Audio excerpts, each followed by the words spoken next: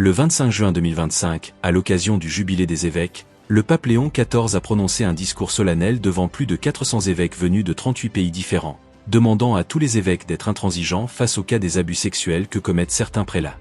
Dans ce sens, il a d'abord souligné avec fermeté l'exigence d'une vigilance absolue face aux abus sexuels dans l'Église, en liant explicitement cette vigilance à la pratique de la chasteté par les évêques. Il a ainsi rappelé que le célibat ecclésiastique ne saurait se réduire à une simple abstention d'union matrimoniale, mais constitue une forme particulière de pauvreté, un témoignage vivant de consécration au royaume des cieux. Selon lui, cette forme de pauvreté implique une chasteté du cœur et de la conduite, de manière à imiter le Christ et à manifester la sainteté de l'Église dans ses membres comme dans son chef. Il a ainsi exhorté les évêques à faire preuve d'une fidélité exemplaire à ces exigences de pureté et d'intégrité, condition indispensable à la crédibilité de leur ministère. Dans le même élan, Léon XIV a demandé aux pasteurs d'appliquer scrupuleusement les normes actuelles de l'Église en matière de traitement des abus, en insistant tout particulièrement sur les cas impliquant des mineurs. Cette exigence n'est pas seulement administrative, mais elle relève d'une dimension profondément spirituelle. C'est en étant chaste et rigoureux dans la justice que les évêques rendent un témoignage crédible à l'Évangile. L'allocution du pape a abordé d'autres axes fondamentaux entre autres, la chasteté, la pauvreté évangélique, la synodalité, la prudence pastorale, et les vertus humaines et théologales attendues chez tout évêque. Ce discours, riche en exhortations spirituelles et pastorales, s'inscrit dans la continuité de son magistère, notamment en ce qui concerne les réformes initiées au sein de la curie romaine, qu'il connaît bien pour y avoir dirigé le dicaster pour les évêques avant son élection. Le pape a ensuite longuement médité sur la pauvreté évangélique comme style de vie épiscopal. Il a défendu une vision sobre et généreuse de l'épiscopat, qui doit éviter toute forme d'attachement au pouvoir ou à la richesse. L'évêque, selon Léon XIV, doit être un homme accessible, un père et un frère pour les pauvres, vivant personnellement dans le détachement et sans céder au favoritisme ni aux compromissions économiques. Il a insisté sur le fait que la pauvreté matérielle et la pauvreté spirituelle doivent aller de pair, incarnant ainsi un témoignage vivant de l'Évangile dans la simplicité du quotidien. Un évêque authentiquement pauvre est un signe prophétique et un artisan de proximité, de justice et de fraternité. Léon XIV a également mis en lumière l'importance de la prudence pastorale, qualité indispensable pour guider le peuple de Dieu avec sagesse. Cette prudence s'enracine, selon lui, dans la synodalité, définie comme le dialogue comme style et méthode. Il s'agit ici d'un appel à une église à l'écoute, où l'évêque n'est pas un gestionnaire solitaire, mais un pasteur qui chemine avec son peuple, en dialogue constant avec ses prêtres, ses fidèles et ses confrères dans l'épiscopat. La synodalité, loin d'être un simple processus administratif ou consultatif, est pour Léon XIV une dynamique de communion et de discernement communautaire à la lumière de l'Esprit Saint.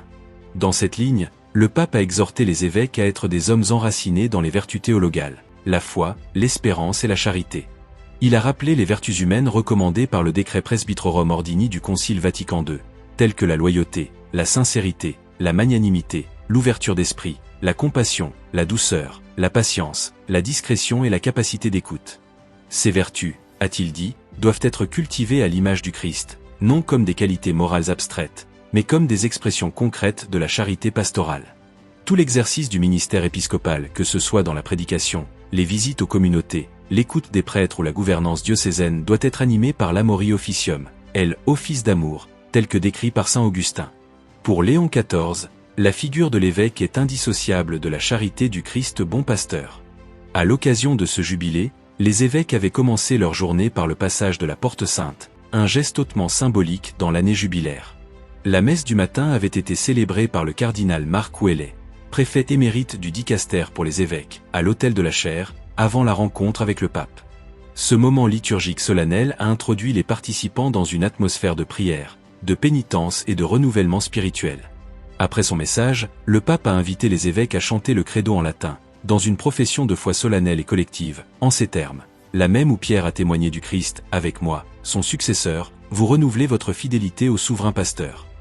Ce geste liturgique scellait dans la prière commune l'appel à la conversion et à la sainteté lancé dans le discours pontifical.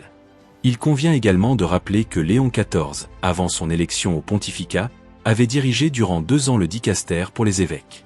Cette expérience l'a fortement sensibilisé aux défis contemporains du gouvernement pastoral, notamment à la question de la formation des nouveaux évêques et à la délicate mission de discerner les candidats aptes à recevoir la plénitude du sacrement de l'ordre. En connaissant de près les mécanismes de nomination et les enjeux du leadership ecclésial, Léon XIV parle aux évêques non seulement comme pape, mais comme anciens collaborateurs directs dans leur sélection et leur accompagnement.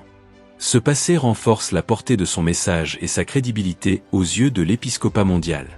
Par ailleurs, cet événement a également été marqué par la participation remarquée de plusieurs figures montantes dans l'Église, comme le cardinal Marc Ouellet, dont la fidélité au pontife et l'expérience passée dans le même dicastère offrent une continuité significative entre les deux pontificats. Les récents candidats à l'épiscopat, nommés sous le pontificat de Léon XIV, semblent s'inscrire pleinement dans cette vision d'un épiscopat sobre, proche du peuple, fidèle à la tradition tout en étant ouvert au dialogue pastoral. Parmi les nouveaux visages évoqués dans la presse et lors de ce jubilé, figurent des prêtres venus de milieux modestes, souvent très engagés dans la pastorale sociale et la proximité avec les fidèles les plus vulnérables. On peut citer par exemple un prêtre mexicain de la campagne, qui sera bientôt ordonné évêque et dont les propos ont marqué « Là où il y a peu, il y a davantage de faim de Dieu ». Ou encore un haïtien, futur prêtre, qui a témoigné avec émotion « Après le tremblement de terre, j'ai prié avec plus de persévérance ». Ces profils traduisent l'orientation pastorale de Léon XIV, promouvoir des pasteurs qui ont expérimenté la souffrance du peuple, qui ont grandi dans l'écoute et qui sont capables d'incarner une église humble, priante et proche. Enfin, la présence de plus de 400 évêques venus du monde entier dans un esprit de fraternité épiscopale et de pèlerinage spirituel illustre la catholicité vivante de l'Église et l'unité autour du successeur de Pierre. Par son discours profondément enraciné dans l'Évangile, le Concile Vatican II et la tradition patristique, le pape Léon XIV a voulu marquer un tournant dans la compréhension et la pratique de l'épiscopat au XXIe siècle. Il ne s'agit pas seulement d'exiger des réformes administratives ou des changements de style, mais de proposer une véritable conversion du cœur pour ceux qui sont appelés à conduire le peuple de Dieu. À travers cette allocution du 25 juin, Léon XIV a tracé les grandes lignes d'une église de la chasteté, de la pauvreté évangélique, du discernement pastoral et de la charité incarnée. Une église qui, fidèle à sa mission bimillénaire, cherche à rendre crédible l'évangile dans un monde souvent désorienté et blessé. Ce texte s'inscrit ainsi comme un document de référence dans le pontificat de Léon XIV, jetant les bases d'un renouveau spirituel et missionnaire de l'épiscopat.